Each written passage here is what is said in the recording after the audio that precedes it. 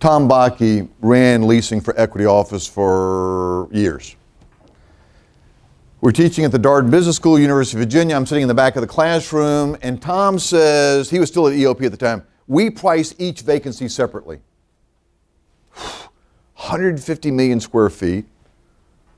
They leased 1/5 of that every year. What is that? 150 million square feet. They're leasing 20% of the portfolio, either renewals or new leases. What is that?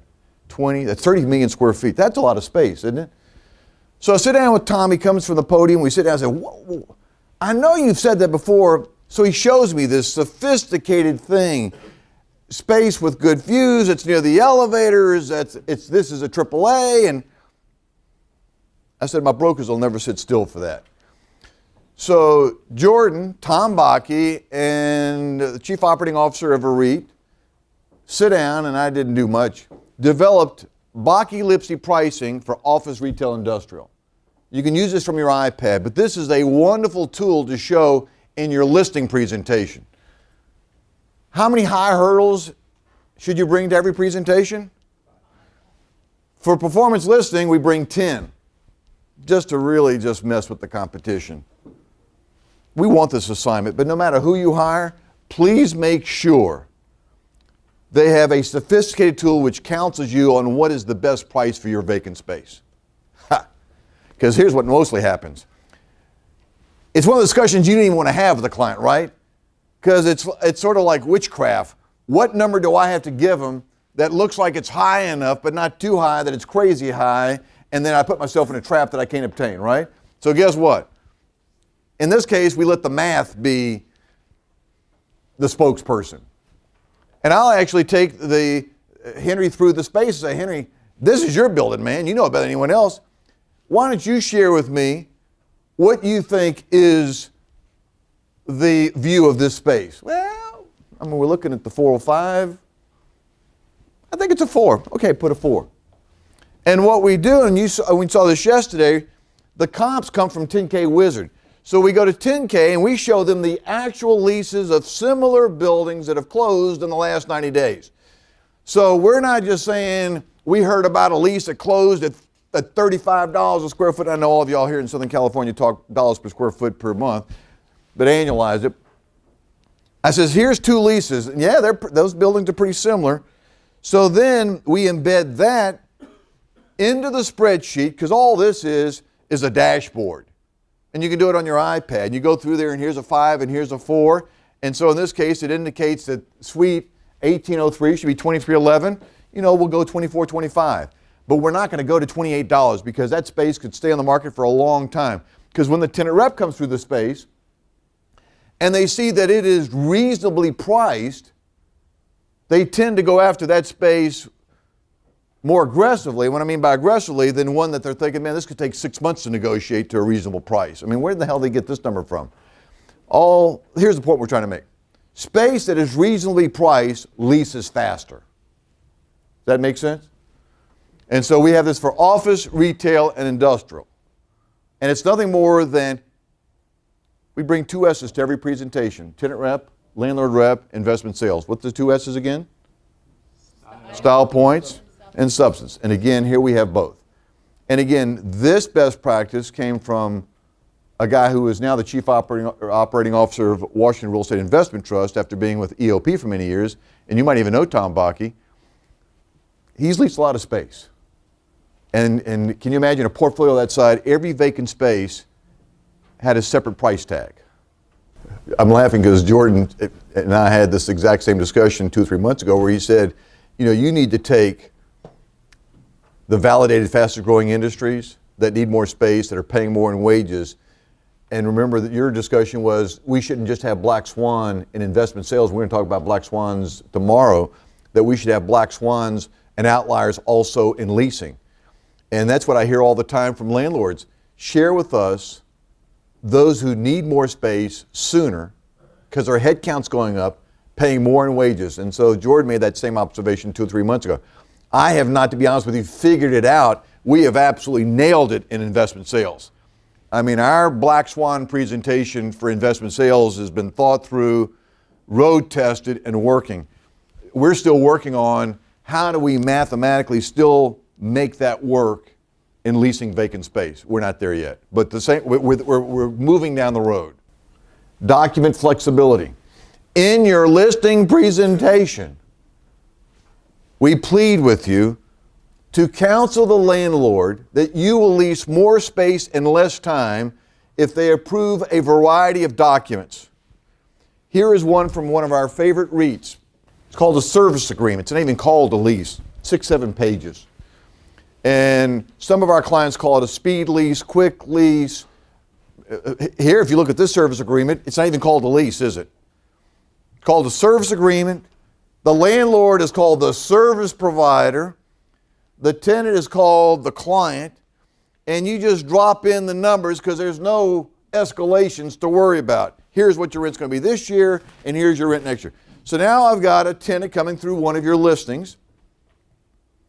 It's an unsophisticated tenant who pays their bills on time. One landlord gives them a 35-page lease with 4 pages of rules and regs. Our building gives them a 6-page service agreement. Space is pretty similar. Matter of fact, buildings are almost the same age across the street from one another. 35-page lease. What do I do with this? Do I go get an attorney? What does this eminent domain mean? Over here, this building, a 6-page service agreement. I mean, this thing I can read and understand. I mean, one of the ways we lease more space in less time is by giving document flexibility to the prospect based upon the size of the user and the amount of capital they need to move in. I get it. They want a full floor and they want $80 a square foot and work. I'm going to go to a 35-page lease with rules and regs and do some serious credit underwriting. I've got a space that's been vacant for 18 months. It's in the back of the shopping center. You can't even see it from the parking lot. It's been vacant for a long time. Why give them a 35-page lease? And what's amazing is the landlord does not drive the innovation on documentation. They use some standard form that they purchased somewhere that a lawyer gave them. It is our job to enlighten them. We lease more space when we have the right lease. Does that make sense? You can go to Regus and lease space from them this afternoon. How long do you think that document is? How long? It's maybe 2 pages. And some people have stayed in Regus for years. You pay, you stay. It's not complicated. Us, 1,600 square foot, unsophisticated, but bill-paying prospect. We're glad you're here. We've got a lease. Now, it's going to take a truck to take it home and review, and you might need 3 law firms to figure it out and let us know when you want to move in. You never hear back from them. So one of the things we want you to do, and we're going to give you a copy of this, is give you some examples of document flexibility. Can you just imagine? I'm just getting started. We're putting together a measurable leasing plan where we're putting more offense into the marketplace than we traditionally would. More emails, more calls, more broker events, more postcards. We've also priced each vacant space separately. Then on top of it, we're putting together document flexibility so that when the prospect comes here and has this wonderful tour, they see that it's not a big deal to lease 1,800 square feet from it. I'm not even halfway finished with this one topic. We're leasing more space. We're outperforming the marketplace. And this is how we outperform a soft market. Can you only imagine what these ingredients do in a market that's 6% vacant? The question is, what's the feedback that we get on the short agreements? Almost every REIT uses a short form lease. Almost all brokers has refused to present it to the landlords for fear that the landlord is going to say, I don't get it. So as we traditionally see, the brokers are not innovating as fast as our clients. And it should be the other way around. So if you just checked with several REITs and just say, do you have a short form lease? The REITs. And in my mind, real estate investment trusts tend to be very sophisticated the way they own and operate real estate. You know, they're public companies, lots of reporting, lots of transparencies, but they're owned and managed by real estate people. They tend to figure out what do we have to do to lease space fast, because it's all about earnings per share. You're going to find that the REITs have been with the program for years and years. First time I saw this was Duke Realty 20 years ago. So it's been around a long time. We used to do a lot of work with Arden Realty. Bobby Petticord, when he handled leasing, he had what was called a speed lease. Matter of fact, years ago, not today, years ago, you could go to the Arden website and they had the lease on the website. That's what I'm giving you right now is the stuff I want you to use in your listing presentation. So I want you to know the Bach ellipse in the presentation. The commitment that here's what the team is going to do in the listing presentation. Just say we want to introduce the concept of document flexibility. We find we lease more space in less time. If we've got more documents, just take a look at it. Visit with the attorney. I'm telling you now, they're going to push back on you. But there is 2 spaces we identified of the 9 that are vacant that this 6-page service agreement would be perfect for. And we understand that 2 of those spaces have been vacant for a long time. All right? So we'll find somebody that's creditworthy, but they're going to be local, mom and pop, not that sophisticated. They'll be more inclined to sign a 6-page lease than they would a 35-page lease. Understand, anytime we get an owner to change what they've been doing, guess what it takes? Selling. The fact that I say I got a 6-page service agreement, I can tell you, you're going to meet all kinds of resistance. Just plan on it.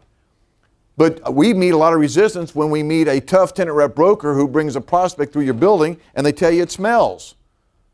Oh man, what's going on in this building? You ever had that happen with a tenant rep broker? That's resistance. And then they say, you got a mold problem here? And they say that in front of their prospect and you get all messed in the head. So that's the business we're in, is punching through resistance by selling effectively.